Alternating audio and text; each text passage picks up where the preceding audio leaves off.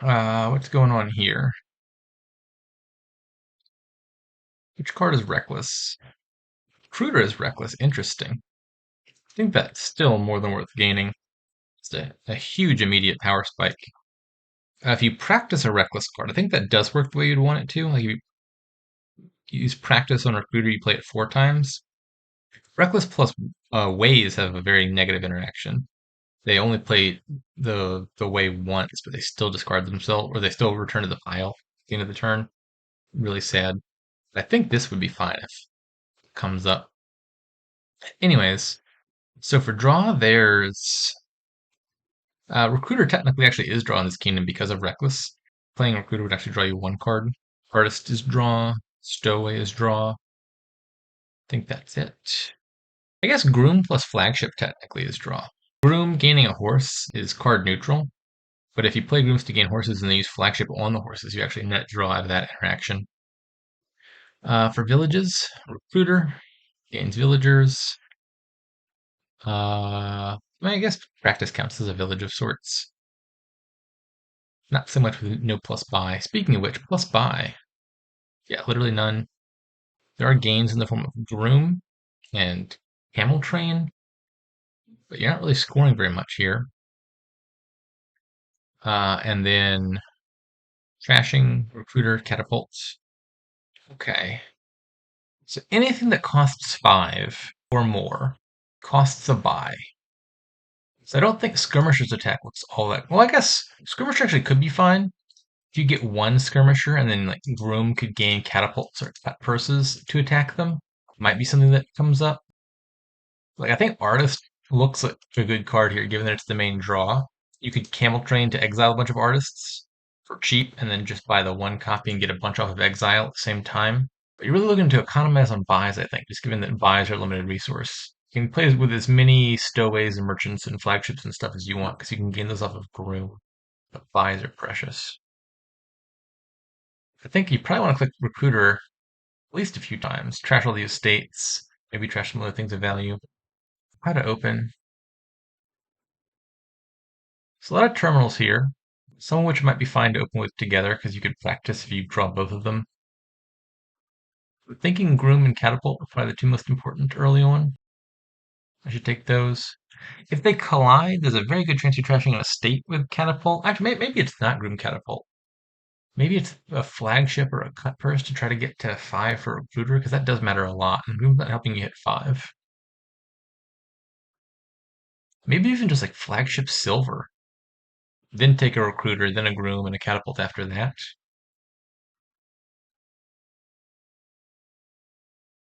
Yeah, I think I just care about hitting 5 too much. I think flagship plus a reckless card should also interact in a really nice way. If I double play the Recruiter, then I follow its instructions 4 total times.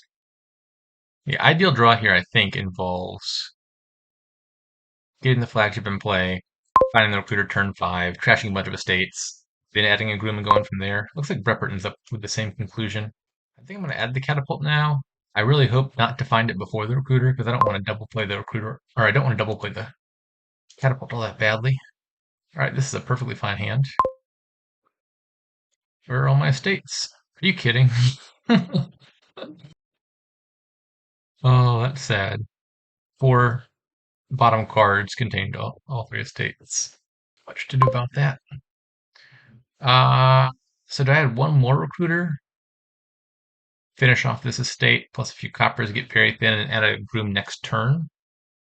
I think that's better than adding the Groom immediately.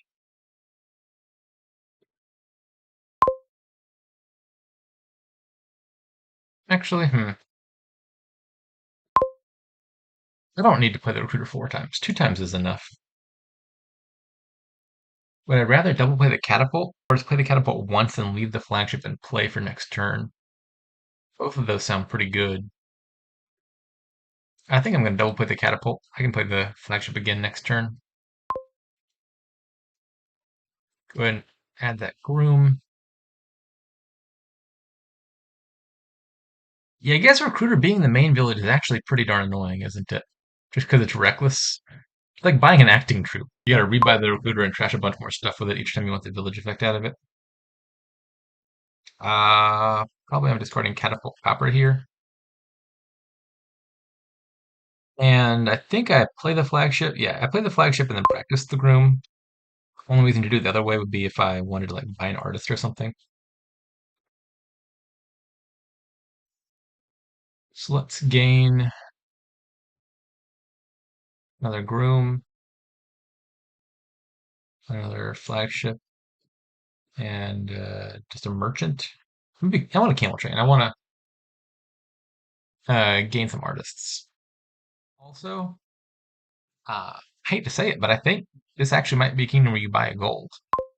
If there's one thing gold is good at doing, it is being an expensive jump card. And I have one gold already in exile naturally from the camel train, and I think I'm going to buy Recruiter at least one more time before this game ends to make sure I've got enough villagers. And I think like buy a Recruiter, buy a gold might just be the optimal source of targets for said Recruiter. Okay, so what am I doing with this hand?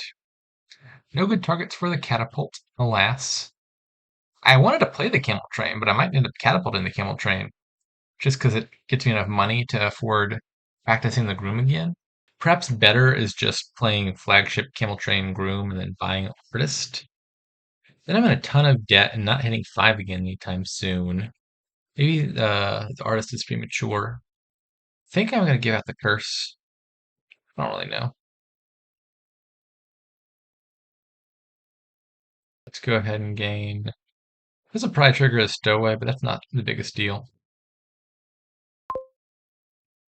With some merchants and a camel train. That's annoying. I have too many good cards in my hand. I think I pitched the groom and a flagship.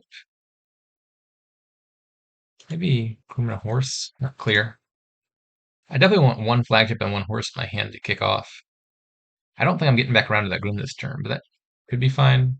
I can play the camel train this turn.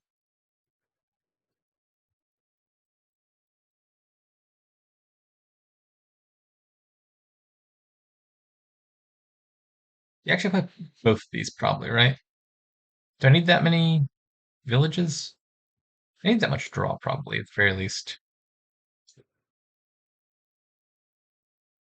Okay. So I got a groom down there. I can already play all of this. No, I need to play this flagship non-terminally to play everything. So I'll do this. Now what? Yeah, I'm already low on actions. So this might be a recruiter turn. I probably need to add the gold before the recruiter though, right? There's a lot more cards I want to buy before provincing. But at the same time, this is Kingdom Right. You kind of want to start provincing on the earlier side. I think I want some number of artists. I think I want at least one more recruiter. I would not mind buying a skirmisher so that I could easily attack them. I mean, maybe the skirmisher is not that important because I can just catapult the treasure to attack, and I can gain treasures off of Groom. But skirmisher is also another unique action card for the artists. Too many priorities, not enough time. Gold is probably first on the shopping block. I might just buy more recruiters more immediately, and then trash something lower value to make them work. I think that's probably the right answer, right? I'm gonna cut purse. Cut purse is the most expensive card I can gain here. Catapult attack, one more groom play. Let's go with the catapult attack.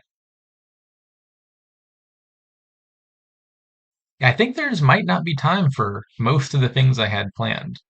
I think this is a kingdom that looks like it is really prioritizes scoring early. There's just no mechanism for catching up, I don't think.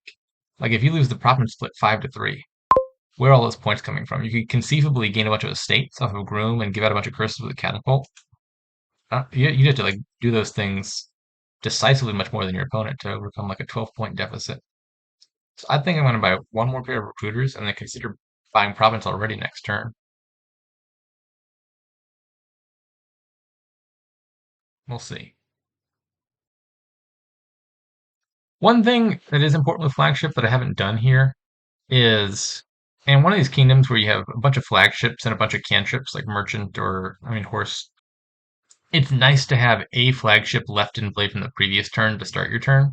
Because if you have even one flagship in play, then like with a hand like this, you can play flagship then horse or flagship then merchant ship or then merchant, and then your turn goes smoothly. But if you have none in play, then you can't start with a flagship and play something else because you'll be out of actions. So I probably ought to be a little bit more mindful of getting the also flagship recruiter. Like really, I ought to be flagshipping my recruiter. But I got a second one. I guess I'll trash a groom here.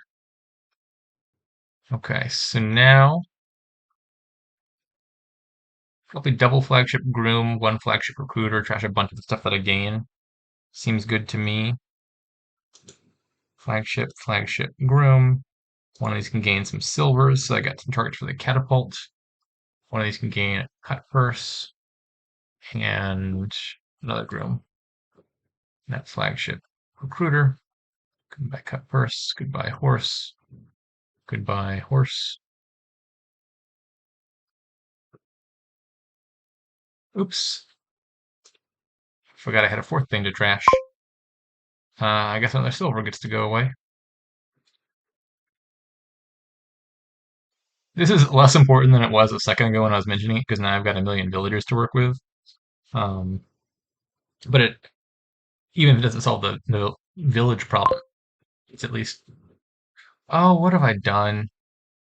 I did this in the totally wrong order. The flagship was supposed to be the last card I played. That was just a mistake. Let's do that first.